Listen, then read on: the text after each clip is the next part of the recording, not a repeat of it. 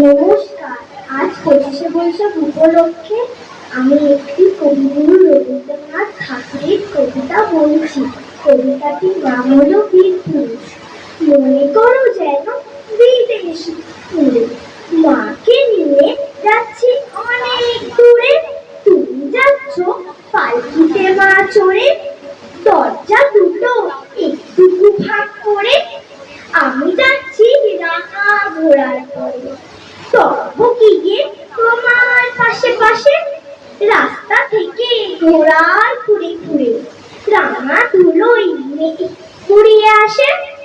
সন্ধে হলো, সূর্য নামে পাটে, এলেন যেন জোড়া দিঘির মাঠে। যদু করে যেদিক প্রাণে চাই, কোনোখানে জনমানব নাই। তুমি যেন আপন মনে তাই, ভয় পেয়েছো, ভাবছো এলেন কোথা। আমি বলছি ভয় পেও না মাগো, ওই দেখা যায় মরা নদীর সোতা। চোর কাটাতে মাঠ রয়েছে ঢেকে, মাঝখানেতে পথ গিয়েছে বেঁকে। গরু বাছুর নেই কোনোখানে, সন্ধে হতেই গেছে গায়ের প্রাণী। অন্ধকারে দেখা যায় না ভালো, তুমি যেন বললে আমায় ডেকে। দিঘির ধারে ওই যে কিসের আলো, এমন সময় হারে রে, ওই যে কারা আসতেছে ডাক ছেড়ে। তুমি ভয়ে পালকিতে কোণে, ঠাকুর দেবতা স্মরণ করছো মনে। তুমি পালকিতে কোণে ঠাকুর দেবতা স্মরণ করছো মনে।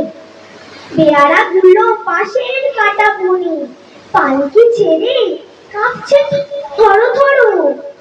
আমি যেন তোমায় বলছি ডেকে, আমি আছি, ভয় কেন মা করো। হাতে লাঠি, মাথায় ঝাঁকড়া চুল, কানে তাদের গোজা জবার ফুল। আমি বলি তারা খবরদার, এক পা আগে আসিস যদি আর। এই যে দেখ আমার তরোয়ার, টুকরো করে দেবো তোদের সেরে। শুনে তারা লম্ফ দিয়ে ওঠে, চেঁচিয়ে উঠলো হারে রে। তুমি বললে যাস না খোকা ওরে, আমি বলি দেখো না চুপ করে।